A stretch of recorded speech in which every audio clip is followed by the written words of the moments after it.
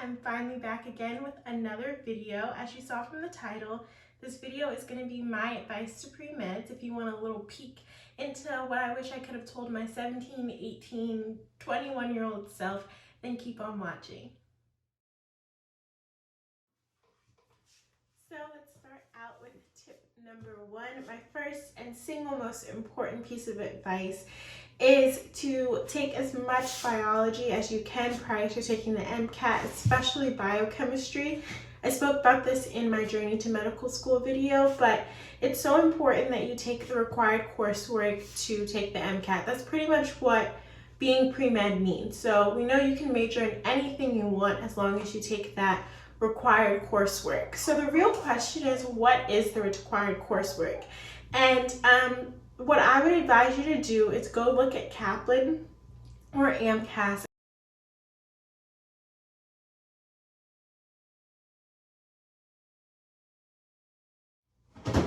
So tip number two, my second piece of advice is going to be kind of cliche or like vague, so sorry about that, and I feel kind of hypocritical saying this, but develop good study skills. And this is definitely something I still struggle with. Please excuse my puppy barking. But for most pre-med, school comes easy to you for a long time. You don't really have to study, but there will come a time in your academic career, whether it's undergrad, grad, or professional school, where you have to learn how to study. And so my advice to you is to just develop those study skills when you don't have to. So in undergrad, even if it's not a course that necessarily requires you study, still look at those skills, watch videos, do outlines, flashcards, figure out what works for you and what works best for different types of information. When it comes time where you need those skills, you've already developed them.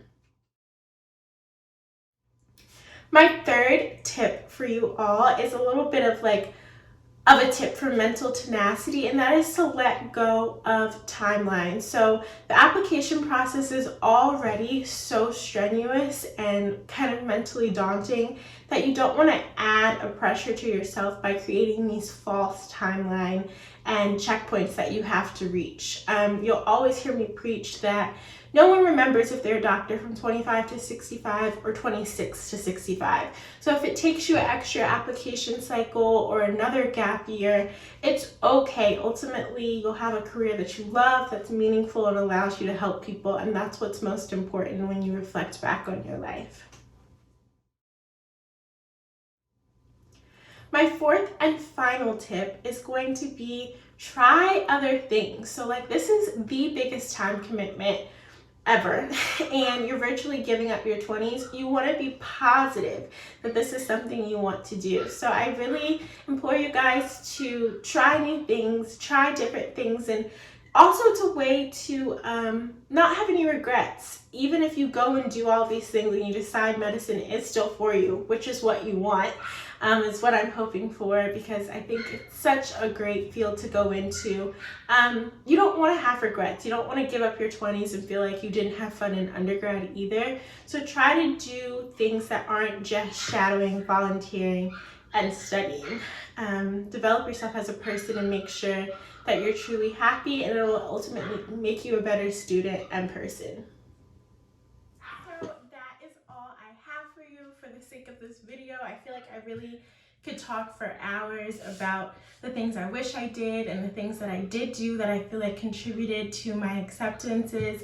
But those are the four major things that I would really want to share with any pre-med. If I helped you or if you enjoyed this video, please, please, please give me a like and subscribe.